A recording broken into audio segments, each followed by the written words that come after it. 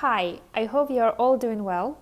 Welcome to the first video of 2023. I'm finally making a new video. I took 2 trips within the last month and then Christmas and New Year happened. That's why my schedule got really affected by all of these things. But I will be trying to go back to posting regularly once a week. So fingers crossed I will catch this wave of my regular workflow very soon. Anyway, today I wanted to do a quick watercolor haul and swatching video. I've bought a few watercolor related things while I was on Christmas vacation, and I thought it might be interesting to share it here on YouTube. But because I didn't buy a lot of things this time, I decided to include a couple of watercolor paints that I bought some time ago but haven't had a chance to open and use them yet. So technically they are also new. I think I will start with the paper, as this is usually the less exciting stuff than the paints, so we will get rid of these pads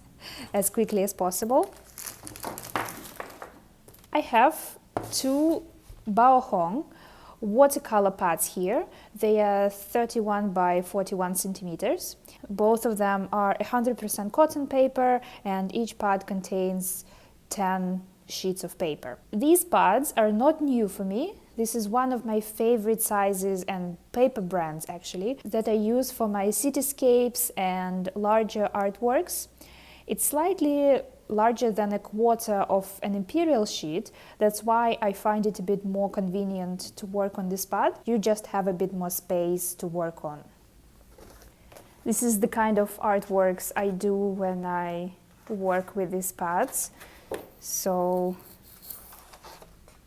this paper is produced in China and it's much cheaper than all traditional watercolor paper brands like Fabriano, Arches and so on. Of course, this paper does have some disadvantages comparing to those, but for what I do, it's enough. And I don't see the reason of paying extra for the things that I don't need. This paper doesn't handle layering well, for example, and because I don't layer, I don't care about it. You just have to understand your needs and understand the differences between different types of paper, and then you will be able to avoid spending a lot of money on using only expensive paper like Arches because it's considered to be the best paper. But in situations when some simpler papers can be enough, it's not really necessary to spend all this money on Arches paper or something similar.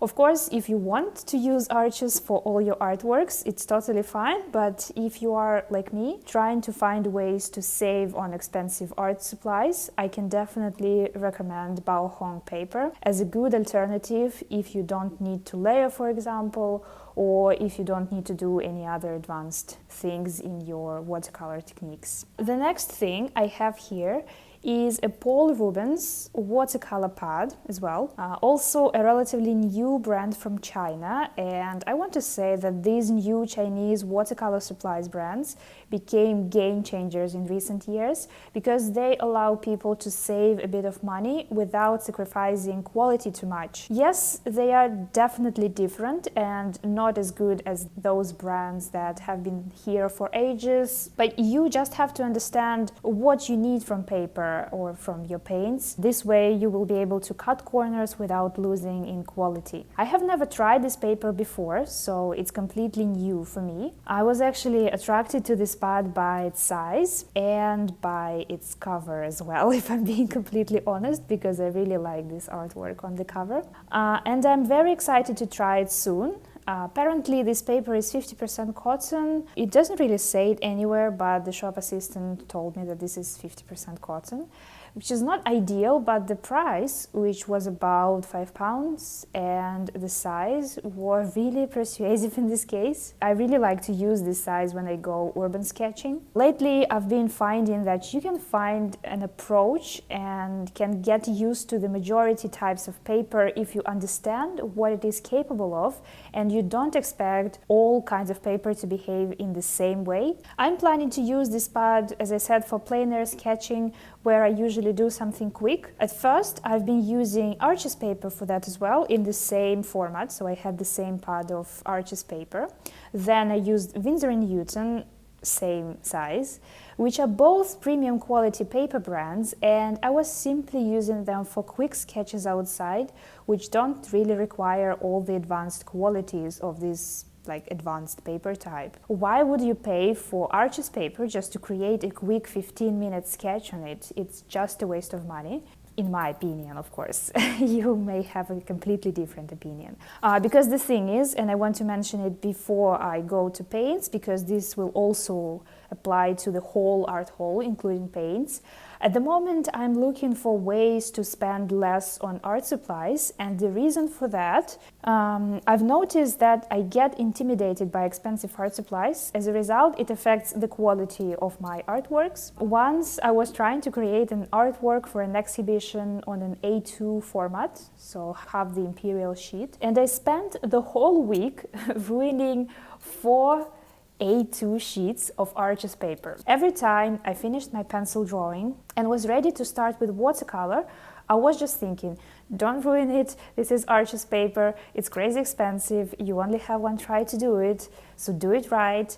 And guess what? I did ruin it every time because of this pressure. I still managed to produce an artwork at the end of the week, but it made me reevaluate my attitude to art supplies. And it was at the time that I started using these Baohong paper, which made me a lot more relaxed and confident in what I was doing, and my results became immediately better. So in terms of the paints, you will see that I have some expensive paints and some cheaper ones as well, like White Nights. So at the moment, I'm looking for colors in my main color palette that I can replace with cheaper alternatives like White Nights.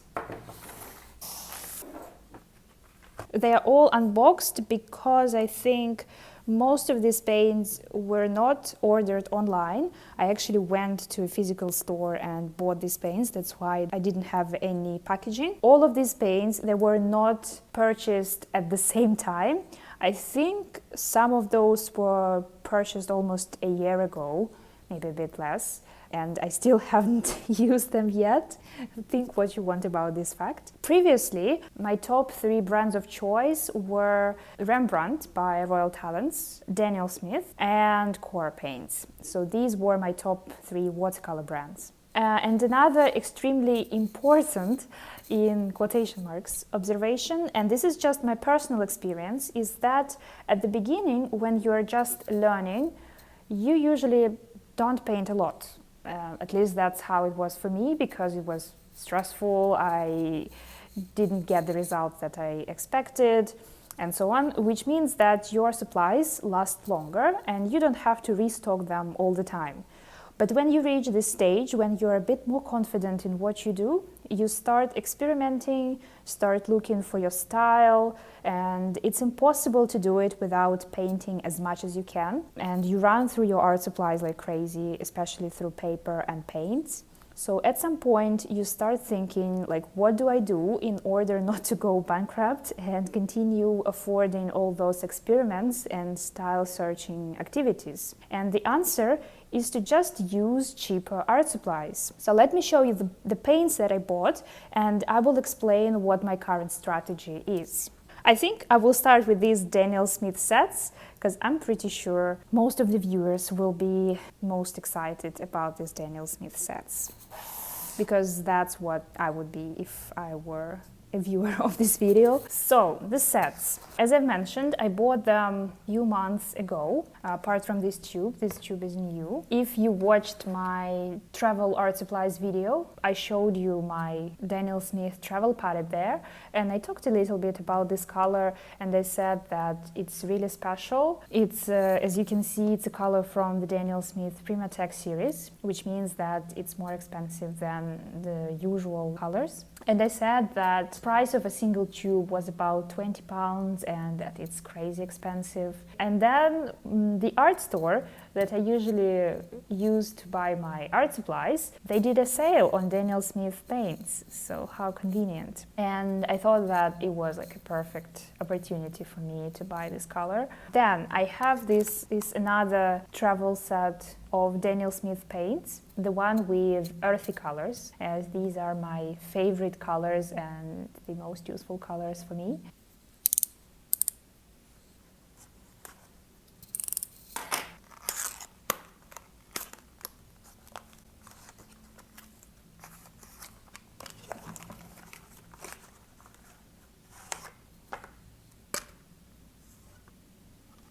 The 6 colors included in this set are Buff Titanium, Raw Sienna Light, Bronzite Genuine, this is actually another Primatech color, Lunar Black, Burnt Sienna Light, and a Venetian Red. All very interesting and I would say unusual colors for me, because I don't think I own any of those colors specifically from Daniel Smith, apart from Buff Titanium, and I also have Lunar Black. For swatching today, I will be using an Etcher watercolor block, which is 50% cotton. That's why I don't use it that much, because I don't like this type of paper. The first color is Buff Titanium.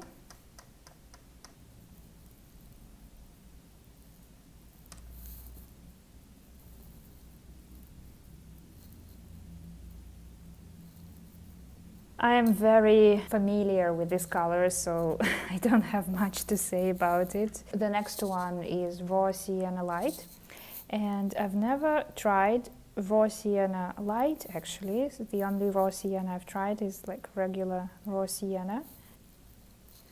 This one looks more yellow and more vibrant. Usually Raw Sienna is a neutral color. It's like a yellow-brown. So it's not a yellow color, it should be a brown color. That's why it's more muted. This one looks like a buttery yellow color. Yeah, so it's PY42. This is usually the pigment used for yellow ochre. I still think it's a bit brighter than some yellow ochres. The next one here is very exciting. It's a, what is it? Bronzite Genuine. Primatech color. Wow, it's very hard to re-wet. Is it supposed to be like that? I try to never squeeze my Primatech colors into pans, so I primarily use them straight out of tubes, exactly because of this reason, that they don't re-wet very well. Primatech colors are usually special colors, like they granulate a lot, or maybe they have some shimmering effects, like this one, I believe, because it looks like a shimmering color. And I actually own a burnt Bronzite Genuine. It's very similar, it's just a bit brighter and a bit darker than this one. It also shimmers and it's a beautiful color. This one is a bit more subtle and a bit more gentle, you can say.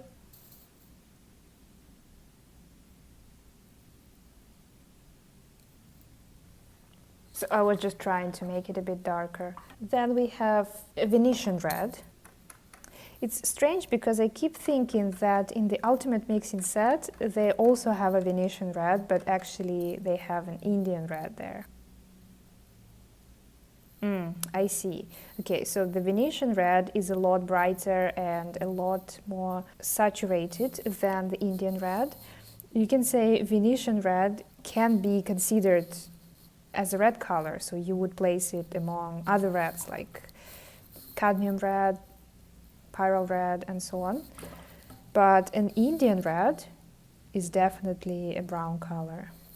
Once again, I wonder what is the pigment. Okay, and it's PR101. Interesting, because Indian Red is also PR101. I think it will not be breaking news for anyone that you can get a lot of different color variations from a single PR101 pigment. Then we have Burnt Sienna Light. Very interesting. They have both siennas in the light version. So they have Raw Sienna Light and they have Burnt Sienna Light.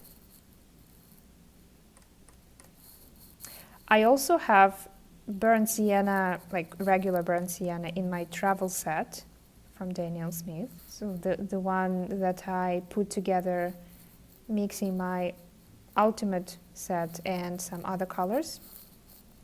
So I can compare it and I can say that this one a lot brighter and a lot more saturated than regular Burnt Sienna. I think I actually have a swatching card here. that is it. And okay, so I think the difference is clear as day. This is burnt sienna, this is burnt sienna light, this is Indian red, this is Venetian red.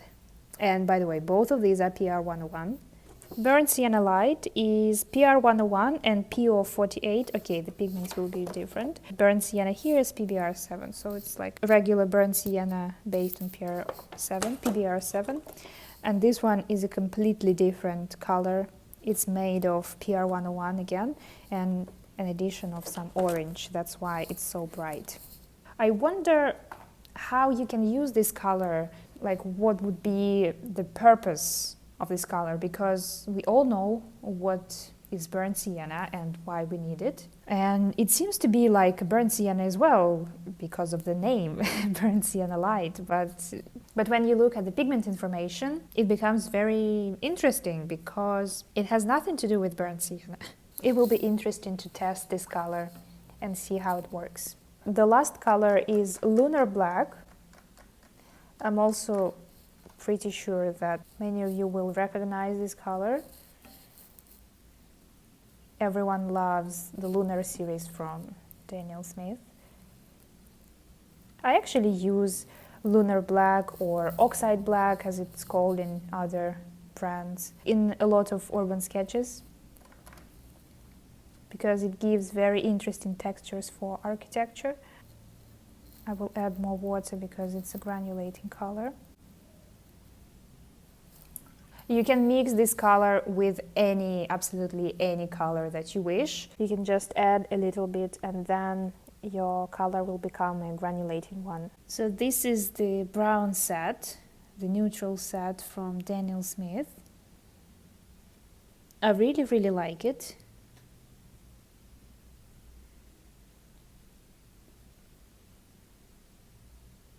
It's a very interesting set because it contains a lot of unusual colors, or at least very unusual variations to your regular earth tone colors. So for example, you have a regular, I don't know, like an Indian red, for example, or a burnt sienna in your regular color palette.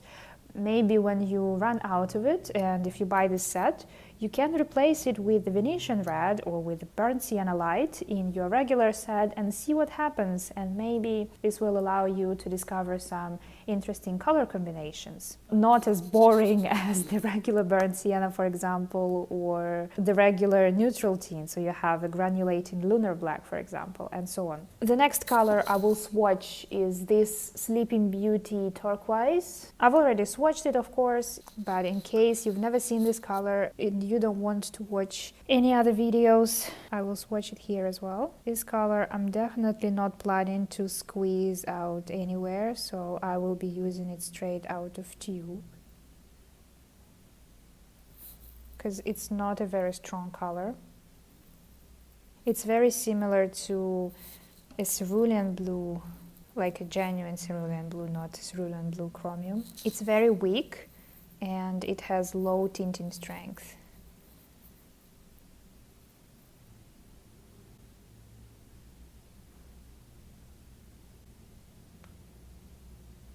And the last Daniel Smith product I'm going to swatch in this video is this artist set. You may know that Daniel Smith cooperates with different artists to create special sets of colors. These are like curated sets. When you buy them, you are buying like a well-rounded color palette that you are able to use if you would like to explore another artist style, or maybe explore some new color combinations, as it is curated by a famous or well-established artist.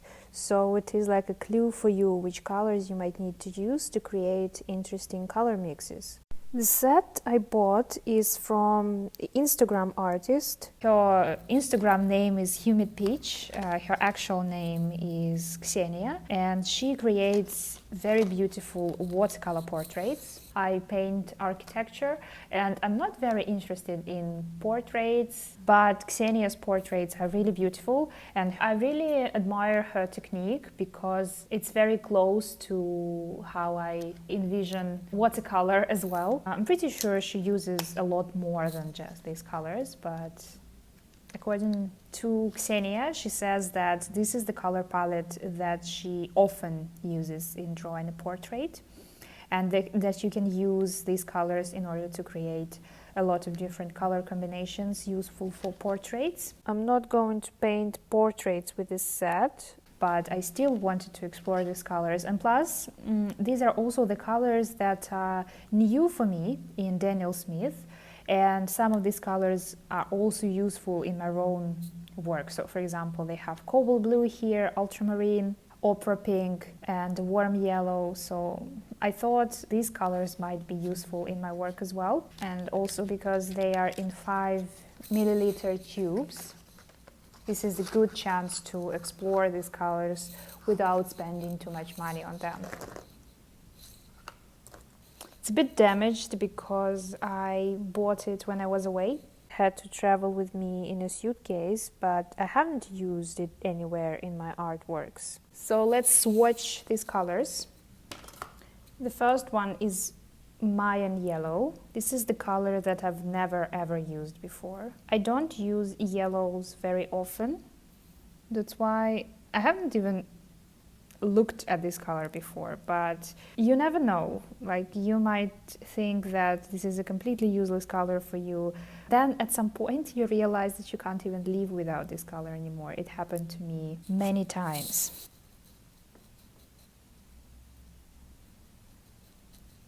Looks like a middle yellow, not very warm, but not very cool either.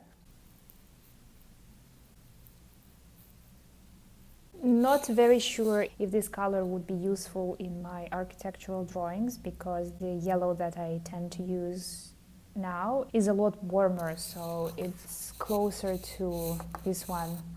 This one is quinacridone gold, I think. The next color is opera pink, the color that many people like to argue about, because this is not a light fast color, which means that you can't sell any artworks produced with this color, like original artworks. You can sell prints, but not original artworks. But it doesn't mean that you can't use this color. You can use it in your sketchbook, or you can use this color for the artworks that you are planning to scan and sell as prints, or maybe just use digitally.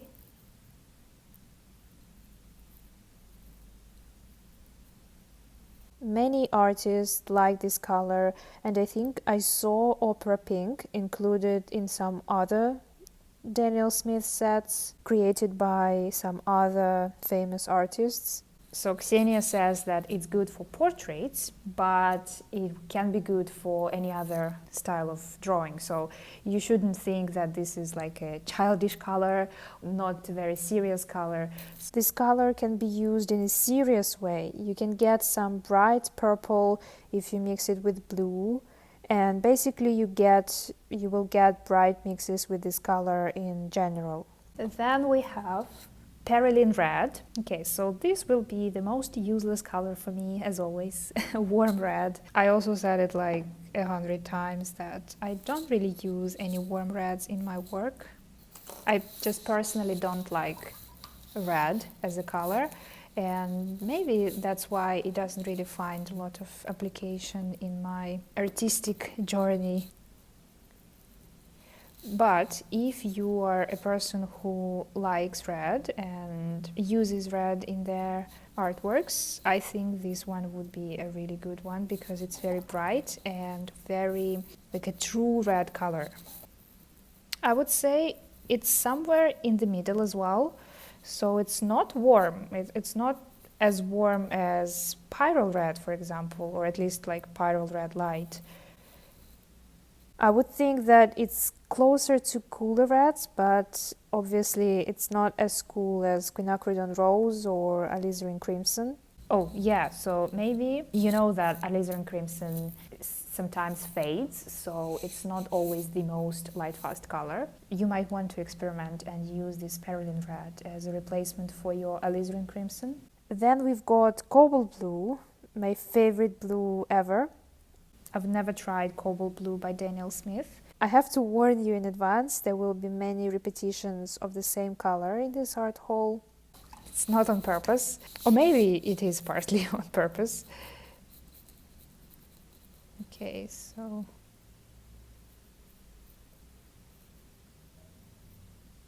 I honestly don't know what to say about this color. It's just a regular cobalt blue color, which is a good thing. Once again, because I use it so often, I'm so used to this color, I have nothing to say about it.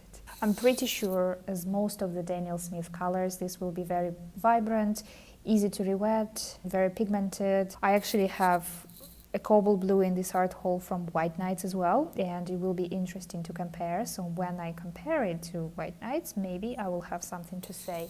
Then there is a green gold, also a color that I've never used in my artworks. I don't even know what people use it for, to be honest.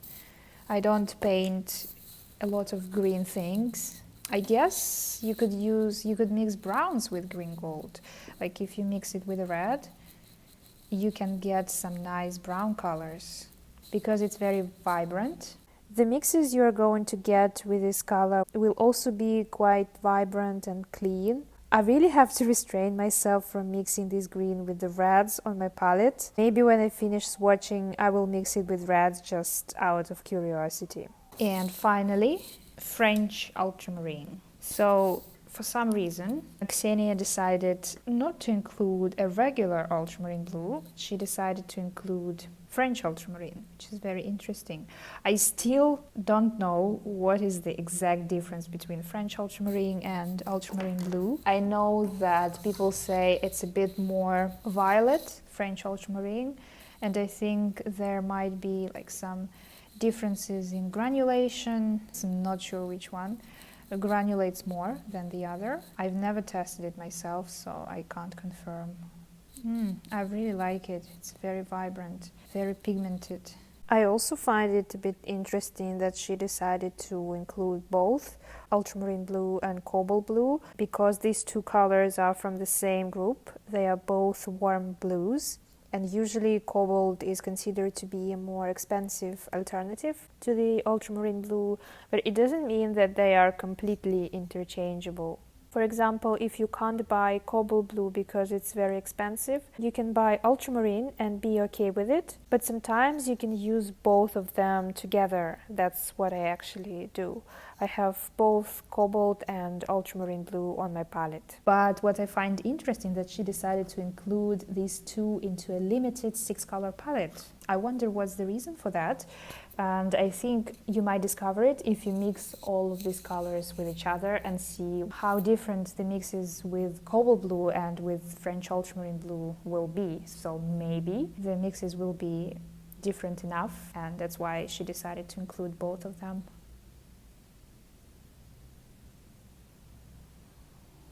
So this is the special artist set by Ksenia, who goes as Humid Peach on Instagram. I'm really glad I bought this set because the colors are very vibrant and I think they will be quite useful in my work. And actually, I think that together with the brown color palette, these two sets go really well together. So here you have all your vibrant colors, all your primaries. And here you have your neutral section, your brown section. This was Daniel Smith. And yes, totally forgot. I really wanted to mix the green gold with the reds.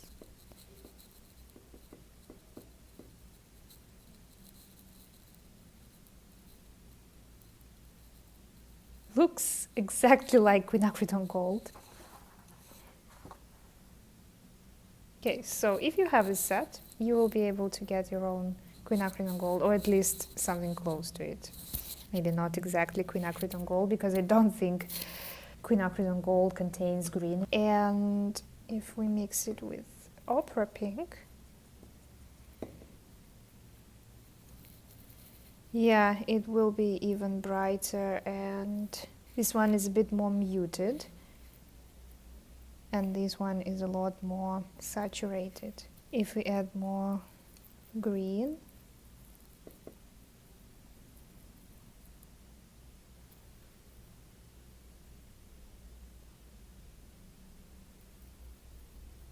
I think it would be extremely interesting to see how other colors mix with each other in this set, but I can't do it in this video because it will be crazy long otherwise, because I have like a lot of paints to swatch. What I'm going to do next, I'm going to swatch the White Night paints. I have quite a few of those.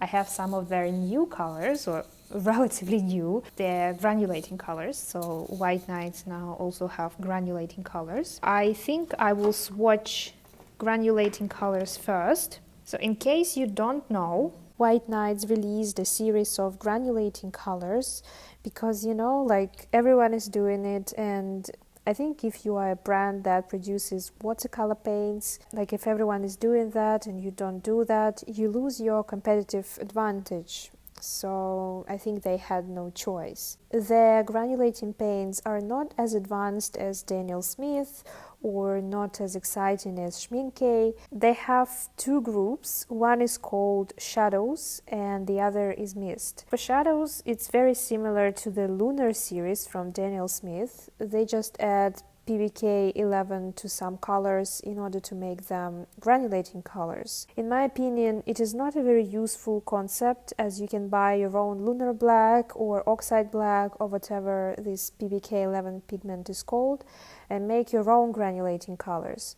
That's why I don't have many shadow colors. I have only one and it was gifted to me. The other type of granulating colors from White Nights is the Mist, and they are slightly more interesting than shadows. This will be a combination of two different colors, and in this way they are closer to the Schmincke Super Granulating series, you can say. The main advantage of these paints is of course their price. So for example, now a 15 milliliter tube of Schmincke Super Granulating paints costs you about 15 to 20 pounds. Maybe less, depending on where you live, of course. And this one is just £2, and you can buy a lot of this paint and experiment. And for that, I think this is a huge competitive advantage they have over other brands. This one was Grey-Blue Mist, and the pigments are PB29 and PBK7. The next one I have is Cobalt Mist. This is a combination of PB28 and PBK7, so it's very similar to this one, but instead of ultramarine they use cobalt here. Let's see how different they will be. Another reason why you might consider buying these paints is if you use these specific mixes frequently. So when you mix two colors on your own, you mix it in random proportions, right? Because you don't have any scientific equipment in order to measure the exact same proportions every time. And maybe if you cover in like a background area with this color, it will be very difficult to make sure that you mix enough amount of paint, for example, from the first time, or if you run out of this mix, you have to make sure that your mix is exactly the same. And for that, you can buy this pre-mixed paints in tubes and use it like as a ready-made paint. So this is another case. They are quite simple, like if you don't really use them often, then you can definitely mix this on your own. Like you can just take ultramarine, you can take this PBK7 pigment and mix them on your own. Okay, so it's 3 days later now. I had a little problem while I was recording this video. My phone battery died and that's why I had to stop, and I couldn't start filming again until today, which is 3 days later. So I swatched these two super granulating colors, so now they are dry. I'm going to move on and swatch the next color, which is a gray pink mist, and after that it will be a violet mist. a grey-pink mist. It consists of PB29, PG17 and PR187. This one is built on neutralization, I think, because it has a green pigment and it has a red pigment. And if you know color theory, you would know that if you mix red and green together, they are complementary colors, and it means that you will get a gray. And then they also added ultramarine. These two actually dried really nicely. They have very visible granulation, and if you add a lot of water, I really like how this color performs. So if that's something you are interested in, you can definitely try. But as I said, they are not necessary to buy. You can mix them on your own. The only reason you could buy these colors is if you use this mix quite regularly and you want to make sure that all your mixes will be consistent. Maybe actually it makes more sense to buy granulating colors that consist of 3 pigments, because if we are talking about keeping the proportions, with 3 pigments it will be even more difficult to be consistent in your mixes when you mix 3 different pigments. With 2 pigments it's kind of manageable, but if you have 3, it would be really hard to mix exactly the same color out of 3 pigments each time you want to use it. So maybe for this color, for this particular color, it would make more sense to buy it. You can see that when you add a lot of water and the mix is quite diluted, you can clearly see the pink and the green as well, which is really nice, I think. So now it will be a violet mist. It consists of exactly the same pigments as the gray-pink mist. Very interesting. Makes sense because you can mix them in different proportions and get a completely different color. My guess here would be that in this mix there were more pink and green. They used pink and green more, and in this mix I think they would use the pink and blue more, because I mean, if you want to get violet you need pink and blue. We will see. So yeah, it once again shows you that, for example, if you had these 3 pigments, the one that they used to mix these 2 colors, if you use different proportions, you can very well end up with this color instead, because it's made of the same pigments, but you can get a completely different color if you get your proportions wrong. I will let them dry and I will swatch some other colors here. Okay, so let's start with Tiger Mist. It's made of PBR7 and PB15:3, which is a phthalo blue green shade. And PBR7, this is some brown.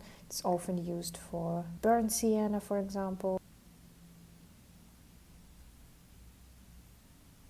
This color looks very natural. So for example, if you are looking for a green for your palette that will look natural and you won't have to mix phthalo green with something else every time, this might be a good option for you. But of course it granulates. For now I don't see any crazy granulation, but I see some. The next one will be Dark Blue Shadows. And as I've mentioned previously, this is the color that will be similar to the Lunar series or Dusk colors in Rembrandt, I think. Consists of PBK11 and PB15:6. So this will be a phthalo blue red shade and black oxide. So overall, I would say that there is nothing particularly special about these White Nights granulating colors. Oh, this one is definitely brighter than the Lunar Blue from Daniel Smith, so it's interesting. So yeah, as I was saying, nothing unique or special about these colors. Most of those you can mix using colors that you have in your palette. If we are talking about shadow colors, you can just buy Lunar Black or Oxide Black or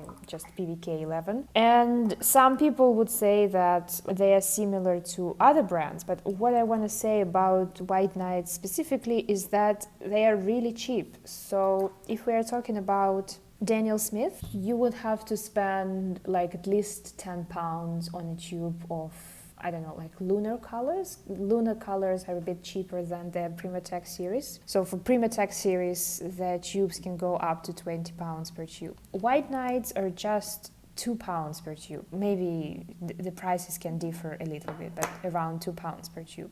So it means that you can buy 5 different white night tubes against one, let's say, Daniel Smith or Schminke 15 milliliter tube. Basically, it's a good option if you don't want to spend a lot of money, but you want to buy and try a lot of different colors. The quality is good as well, so I can't complain about the quality. Obviously, Daniel Smith Primatech series is a lot more interesting, it's a lot more unusual, and it's a bit more exciting than these colors. But these colors are really affordable, so I think it's still a good addition to this family of super granulating colors on the market. The last one I have is Lilac Mist. It consists of PB29, which is ultramarine, and PR122, which is quinacridone magenta.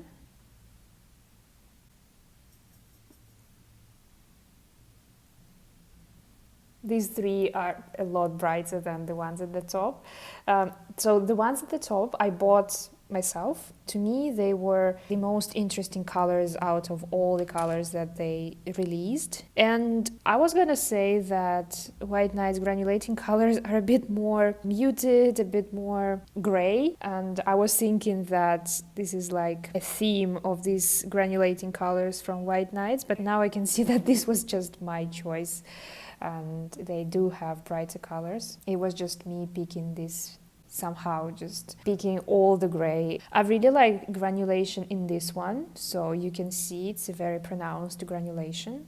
And this color also looks very pretty. I don't know about the application of this color in your artworks. That's why I wouldn't consider buying these 3 colors. They were gifted to me, so I don't know. I mean, I can't imagine how to use these colors. Like, for example, you can simply use this one, for example, instead of your regular purple or a regular like dioxazine violet or something, just to experiment a little bit and see how your paintings, how your mixes will change if you replace dioxazine purple with this lilac mist. So it will be like an unusual replacement for a very standard pigment. As for these ones at the top, I would say that these 2 would be interesting to try and use instead of your blacks or grays, because in the mass tone they are quite dark, especially this one because it's more neutral. And yeah, so you can use, for example, this one instead of your neutral tint. This is how I envision using these colors, or you can use them for backgrounds. Now they are dry, and I can show these colors to you when they are dry. I really like this one. This is a violet mist. I think this is my favorite out of all of these colors.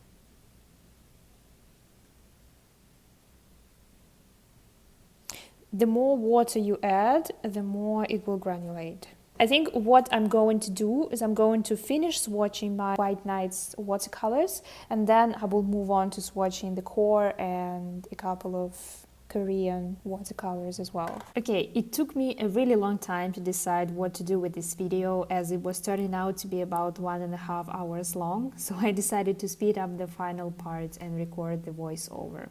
In this third section, I'm mainly swatching the White Night paints in search of cheaper alternatives for the colors that I currently have in my main palette. As I've previously mentioned, I don't want to get intimidated by expensive paints anymore. I just want to be free, experiment a lot, and work on developing my painting skills without the fear of wasting materials and money. This is my personal observation that when I paint with relatively cheaper materials, I get better results. It might not be true for you, but it may be something to think about. Your art supplies should not be something that stops you from being free and developing your style. And the reason why I am testing these White Nights, it's because I don't like all the colors from White Nights. For example, I don't like the cadmium orange, but most of the colors are fine. The first 4 colors I was swatching here are cobalt blue, burnt sienna, neutral black, and neon pink, all new for me. I was quite satisfied with cobalt blue. It seemed to me like a good and stable cobalt blue, nothing particularly special, which is a good thing. Neutral tint is the color I was most excited about. In different brands, neutral tint may look completely different. My favorite ones are Daniel Smith and Rembrandt. Rembrandt's ones has been out of stock in my local art store for a long time. That's why I'm testing new ones now. And I was quite disappointed. I don't think I will be using this neutral black from White Nights. The color is a bit wrong. I really like when there is a hint of violet in the neutral tint, and this one just has some weird green undertone, which I have no idea where it's coming from. I've even tried changing water, but it didn't help, so I'll keep looking. There are also the colors that I'm very familiar with: cobalt turquoise, cerulean blue, mint, and English red. They've been living in my permanent palette since September, and I can definitely recommend them. Cobalt turquoise from White Nights is one of very few cobalt turquoises that are based on PB28 and not PG50. I don't know if I need to explain the difference because these colors are just from two different groups. One is blue and the other one is green, which might not matter to you at all if you are using this color on its own or if you are mixing other greens with it. But because I mix it with orange, it is important to me that it is based on the blue pigment. Cerulean blue is a new addition to my permanent palette. Not chromium, but cerulean blue based on PB35. It is also a cheap alternative for Daniel Smith. This color has a low tinting strength, which means that you will end up using a lot of this color. Then I have mint, which is a pastel color containing PG7 and PW6. I use this color for accents, so it's a good opaque color. I don't know how you can spoil this color. And then English red, PR101, also a very good and stable color that I use all the time. And lastly, on this page, I was testing these two cadmium orange tubes.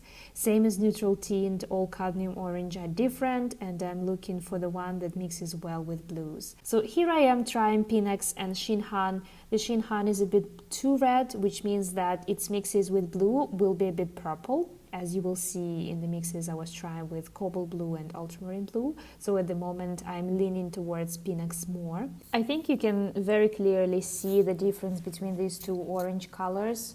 One is more red and the other one is a bit more yellow. So now I'm trying and mixing them with cobalt blue first and then with ultramarine blue as well.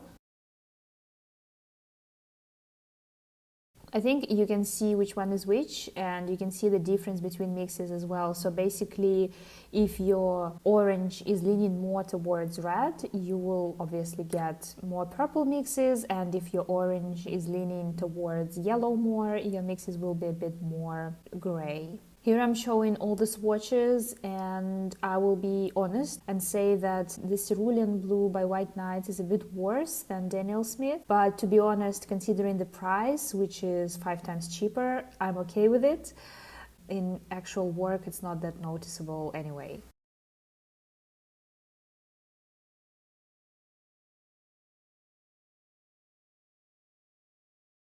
And finally, I swatched the two core paints, ultramarine blue and French ultramarine blue. The difference between them is quite noticeable. The French one is definitely more purple and warmer. And the last color is my favorite lavender from Mijello, which I bought as a replacement for my 3-year-old tube of the same color. Okay, so the ones that I'm more curious about are these White Night paints, and I have cobalt blue from Daniel Smith and cobalt blue from White Nights. From the first glance they look exactly the same, so it's good. This one is a bit darker at the top, but I think it's my fault because I haven't really squeezed out enough paint, I think, in order to achieve the maximum darkness of the Daniel Smith cobalt blue. Then we have Opera. I think Daniel Smith, which is this one, is a bit brighter, but once again the consistency is so different, and I think once again it might be my fault, or maybe not in this case, because I think it might be the case that they added a bit more PR 122 in this case, and this one is a bit brighter and a bit lighter, but not sure. I mean, this one looks a bit more like a regular PR 122, and this one is a bit more neon. I think in this case it's a very personal matter of taste. Then we have Burnt Sienna. So, okay, this these two are completely different. This is Burnt Sienna from White Nights, and this is Daniel Smith. I mean, you can make your own conclusions. Well, they are so different, I don't even know how to say what I prefer. So they are two completely different colors. And also I wanted to compare cerulean blue. So this one's White Nights, this one is Daniel Smith. This one granulates more, and I would say it's a bit more transparent. So as I said, that the White Night, in my opinion, it's a bit worse than Daniel Smith. But comparing the prices, it's okay. I don't mind it. Maybe if you dilute it a little bit more, it will be more transparent and it will granulate more as well. I think it's really interesting. I have these two Sleeping Beauty turquoise. I mean, they are both from Daniel Smith, obviously. That's a unique Daniel Smith color. Look how different they are. This one is squeezed out of tube, and this one was from a pan, and I think this one is a bit more yellow, it's a bit warmer, and the right one is a bit cooler, I think. I don't know what the reason might be. It might be just because the one from the pan, the one on the right, was contaminated by some other colors. Interesting. Okay, so I hope that, even though I think that this video will be crazy long, I hope it was interesting for you to have a look at the colors. I hope that my personal experience that I shared about the price of art supplies was also interesting and maybe even helpful to some of you. So I wanted to say that you don't have to use the most expensive art supplies in order to create beautiful artworks, obviously. I think everyone knows about that. But I just think like when you are a beginner, you have this, maybe not even belief, but you have this desire to try the best art supplies, to see how they perform, because you think there should be a reason why they are so much more expensive than other art supplies. And yes, I mean, obviously there is a reason for that. Usually, at least in my opinion, if watercolor paints are expensive, it means that they are good. But it doesn't always mean that if they are cheap, then they are rubbish. Like, there can be cheaper art supplies that are also of good quality, not like crazy cheap obviously, but just a bit cheaper than, let's say, Daniel Smith, which is considered to be one of the best watercolors on the market and of course one of the most expensive. In conclusion, I want to repeat that if you have this fear of wasting expensive art supplies, if it stops you from experimenting, if it stops you from developing professionally as an artist, from finding your own style, just maybe consider buying something cheaper. And then when you finally feel like you are getting closer to your goals, to your creative goals, you can switch back to using expensive art supplies because you will feel more comfortable. It will not scare you anymore. So yeah, thank you for watching this video. I hope it was interesting and entertaining as always. If you have any comments, please let me know, and other than that, I will see you in the next video.